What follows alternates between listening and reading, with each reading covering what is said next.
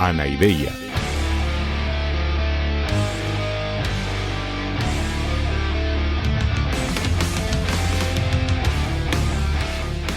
Podcast cínico de divulgación filosófica.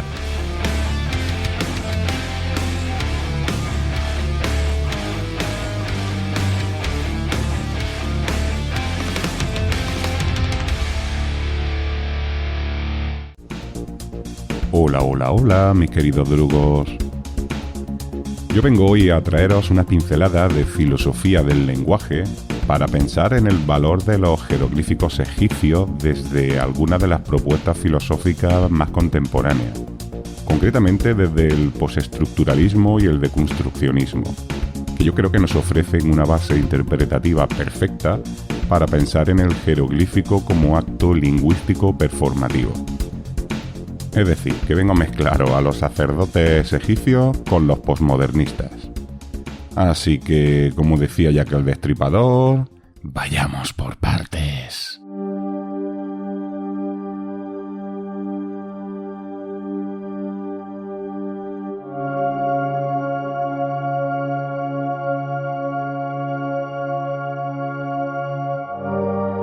Bueno, en realidad no soy nada original, porque la relación entre los sacerdotes egipcios y la escritura jeroglífica y la filosofía nos la reveló ya el propio Platón en uno de sus diálogos más importantes, el Timeo, en el que nos narra una visita de Solón, el gran reformador ateniense, que por cierto es uno de los 7 sabios de Grecia, un viaje que hizo a Egipto y habló con un anciano sacerdote que le dijo: «¡Ay, Solón, Solón! Los griegos seréis siempre niños, no existe el griego viejo». Para los griegos, su pasado se había desvanecido, según el sacerdote egipcio, porque hasta hace poco desconocían la escritura. Y en cambio ellos, los egipcios, podían invocar el pasado gracias a los jeroglíficos de sus templos y les permitían remontarse a nada más y nada menos que 8000 años antes y sorprender a Solón y a Iker Jiménez con el relato de la Atlántida, que os invito a que leáis el Timeo, que fliparéis. A su vuelta a Atenas, Solón le explicó todo esto al abuelo de Critias, que es uno de los interlocutores de esta obra del Timeo, y que parece que también era el bisabuelo de Platón. Y como es bien sabido, al niño griego Platón fue el maestro del niño griego Aristóteles, que fue quien diseñó la primera y más longeva teoría filosófica sobre el lenguaje. Para Aristóteles, el lenguaje es una representación de la realidad, y sirve para eso, para describir la realidad.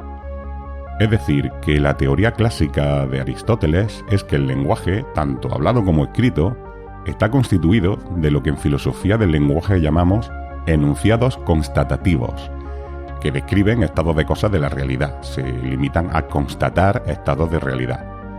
Por tanto, el lenguaje y los juicios lingüísticos tienen una función representativa y tienen también un valor de verdad, es decir, que son susceptibles de ser o verdaderos o falsos en función de si representan adecuadamente esa realidad o no. Y este marco aristotélico permaneció básicamente vigente durante años, lustros, siglos y milenios. Pero en 1953 ocurrió algo que lo cambió todo.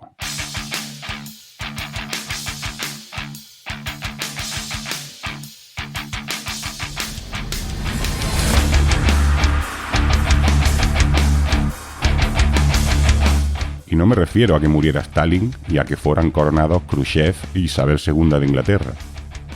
Porque sí, flipar, empezaron el mismo año, ¿eh? Me refiero a que en ese año Ludwig Wittgenstein publicó la obra que lo cambió todo en la filosofía del lenguaje. Se llamaba Las Investigaciones Filosóficas.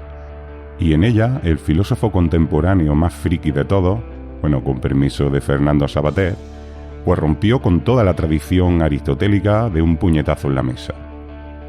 Cito: «No hay que buscar el significado de las palabras, hay que buscar su uso». Esta fue la clave. La clave del lenguaje es el uso real que se le da, la función que cumple en la sociedad.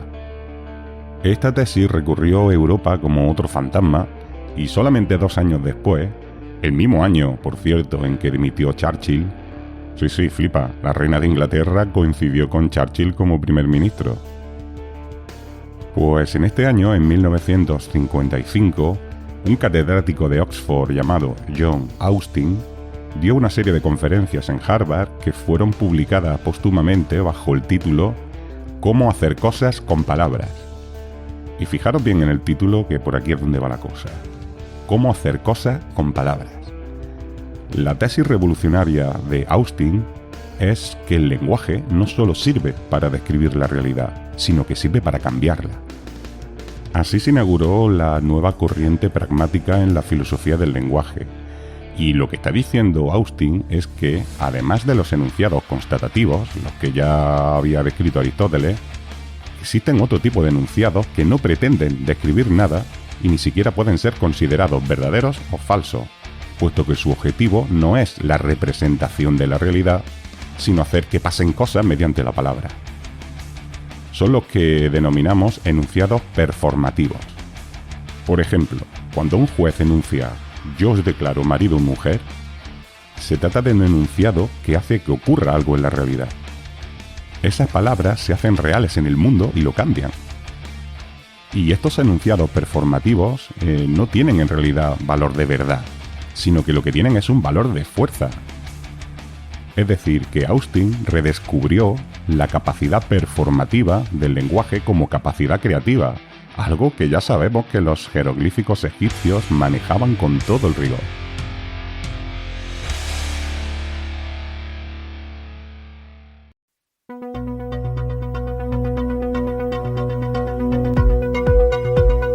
El siguiente que nos interesa mucho es Jacques Derrida.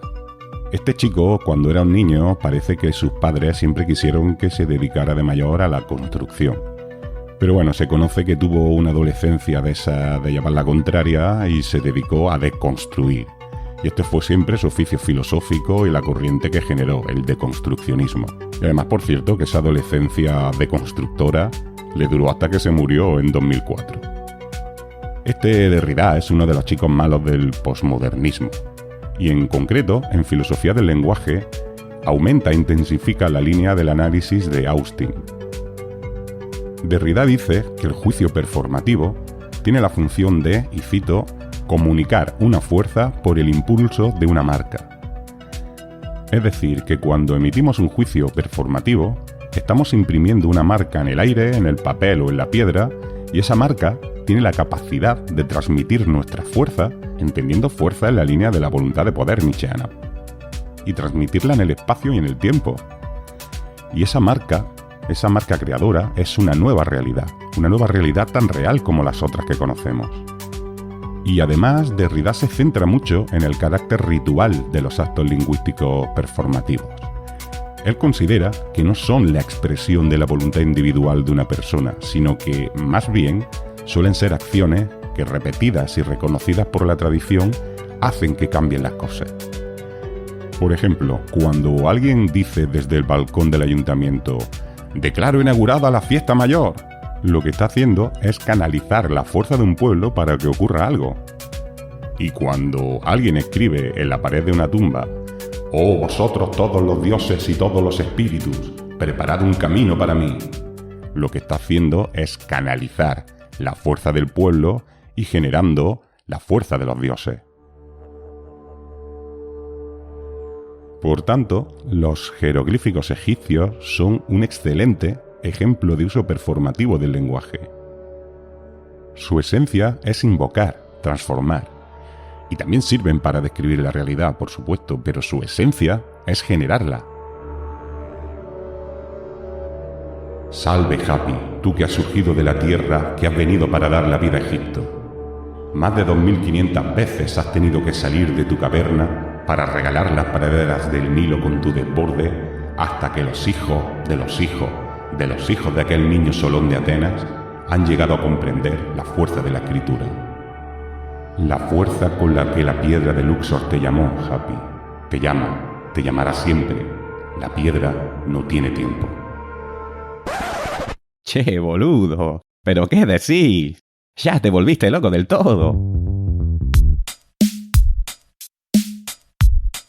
Joder, Diógenes, tío, con lo bonito que me había quedado. Pues estaba recreando un poco el uso del lenguaje de los antiguos egipcios, que ya utilizaban y explotaban el uso performativo del lenguaje del que estamos hablando. Pero Gallego, ¿en serio admirás a esos chambones de sacerdotes egipcios? ¿Te volviste ahora un lametemplo?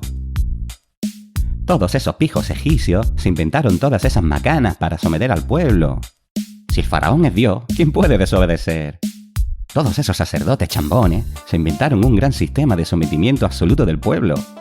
Y todo ese quilombo de pajaritos escritos en la piedra, que solo entendían ellos, todo eso les vino fenómeno. Pero, a ver, eso era muy normal en aquella época, ¿no? Por lo que yo sé, en todas las sociedades antiguas, las clases poderosas tuvieron un control social bastante absoluto, ¿no? Yo no creo que los egipcios fueran tan diferentes de otros. Gallego, los egipcios lo hicieron mejor que los demás, porque tenían razón en una cosa que dijiste. Pues no sé, a ver, dime. En que nada cambia con el tiempo. Obvio que el lenguaje crea realidades, siempre fue así, siempre será. ¿Y sabéis cuáles son las palabras que han creado vuestra prisión? ¿Las palabras con las que os han sometido a vosotros? ¿En qué? Sorpréndeme. Mercado, libertad y democracia. Os volvieron a joder con sus jeroglíficos. Sayonara, baby. Joder, este Diógenes cada vez que sale de su tinaja me deja todo loco, ¿eh?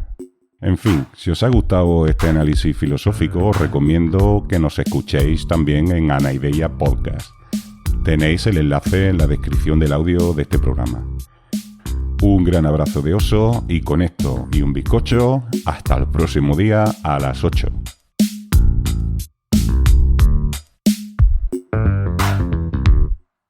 Cuando me muera, echadme los perros. Ya estoy acostumbrado.